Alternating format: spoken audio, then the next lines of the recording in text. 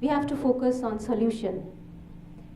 We don't have to justify or explain ourselves as a hero, as how to tame it, like how to come out of that blame game. We don't have to justify ourselves.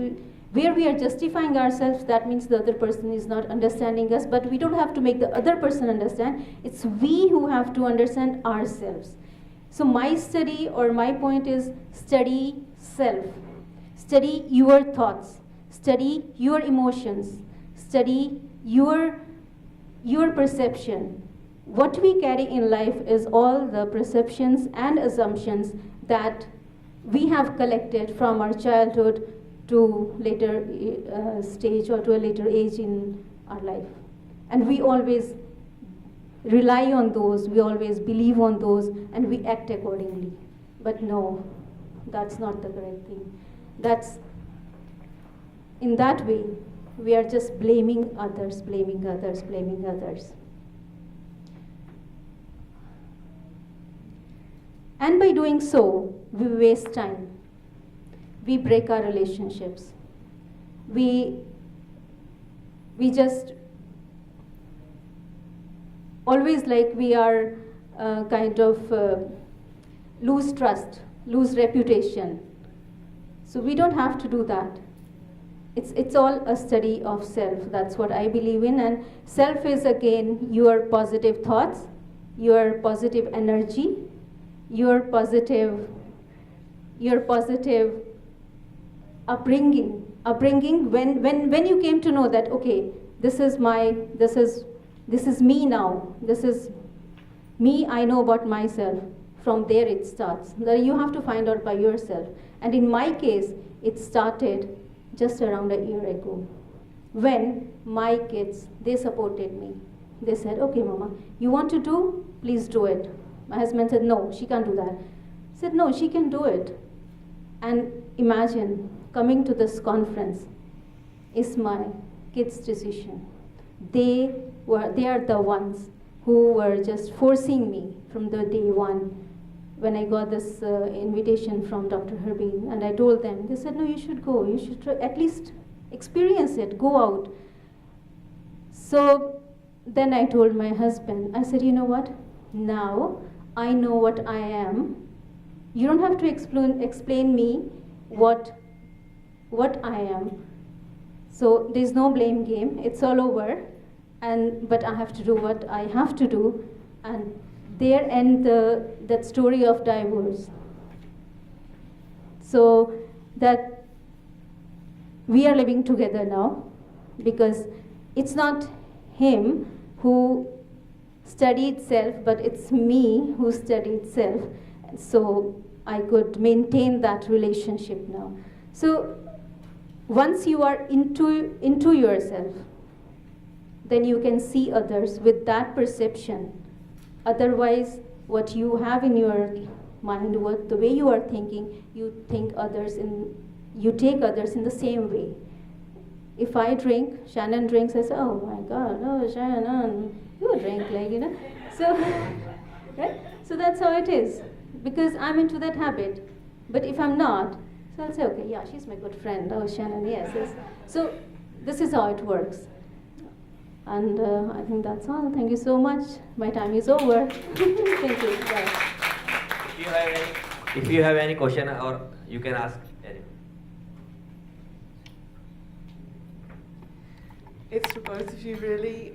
This subject of forgiveness is so huge, and finding a way, if you like, as Kim, probably a process, a job of work around forgiveness. Have you got any tips, both of you, about how to get into being able to forgive? I guess I'll answer that, because it was the hardest thing for me to ever do. I studied people. I studied their behaviors, understanding where they come from. There's no need to forgive anymore, because sometimes it's just the way that they're wired. They don't mean to do things. But I will give you this one tip. I studied the Course of Miracles. And in it, actually, if you Google Colin Tippett, he's part of it as well. He does radical forgiveness. And it's worksheets that you can actually do yourself. Because again, I need a job. You tell me what to do, I'll do it. I was told to do these worksheets, and I'm telling you, life-changing worksheets, because they will present to you right in your face that it's not somebody else, the issue that's happening, it's you, and then it'll show you what you need to forgive in yourself if you really want to do the work. And who was that again, Kim? Colin Tipping, Tipping. Google, he has free radical forgiveness worksheets, and free, that's right. Download for free. But those really worked on me, because for me, again, talking about emotions is tough. Not as tough now. They bring tears to my eyes, which is, I have to work through it, right? But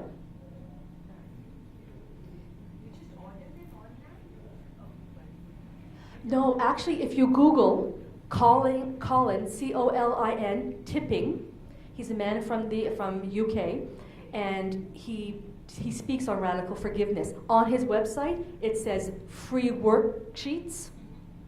You just download them, yeah, and do them. I'm telling you, it's there's some radical forgiveness around others.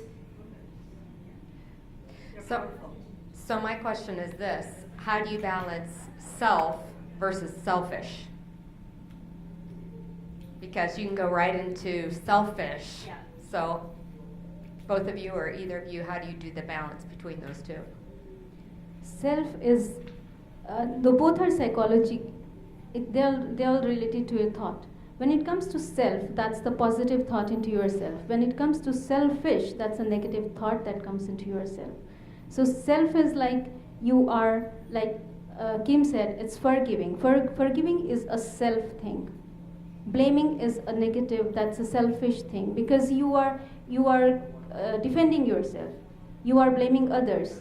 So study of self is again positive. So according to me, that's my opinion about self and selfish. When you are selfish, you are not looking at others. You are not looking what the other person is feeling or what they're losing. You are more concerned about yourself. But when you are with self is all about you, but it's again positive and giving back to them in that positive way again. I'll tell you how I balance it.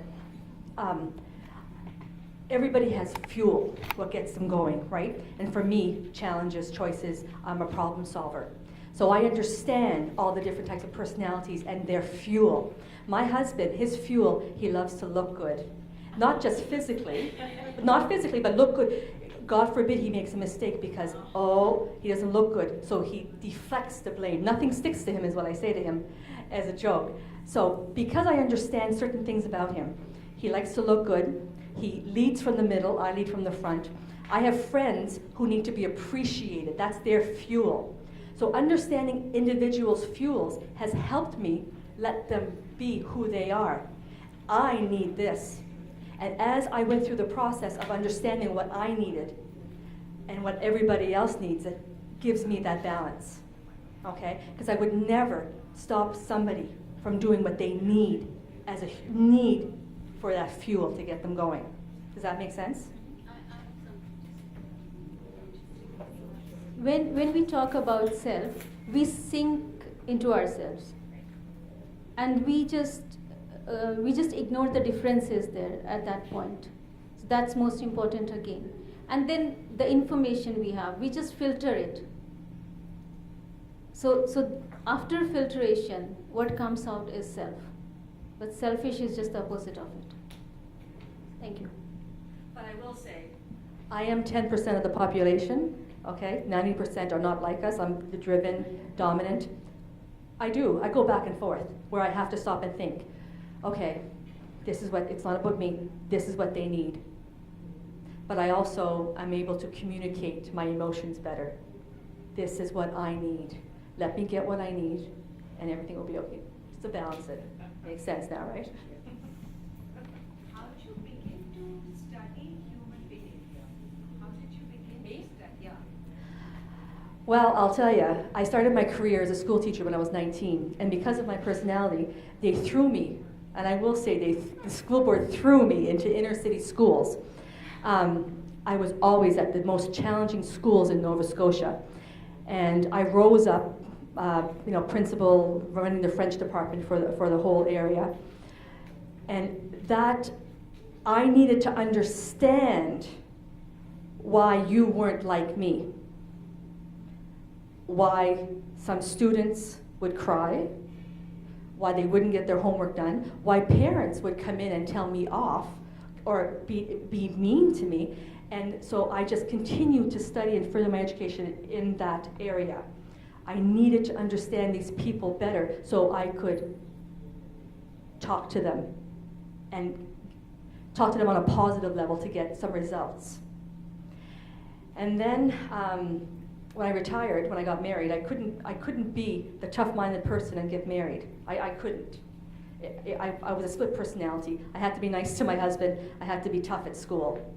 So I retired about 8 years ago, and I threw myself into the human behavior.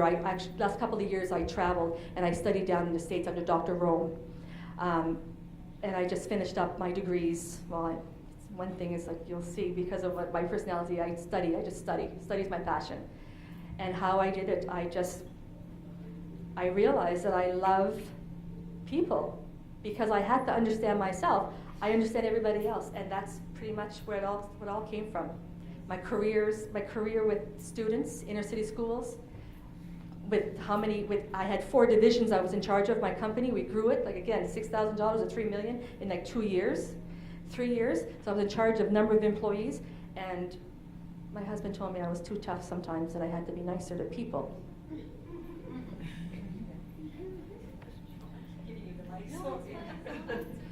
So I would love to know what is next for both of you. Where do you go from here?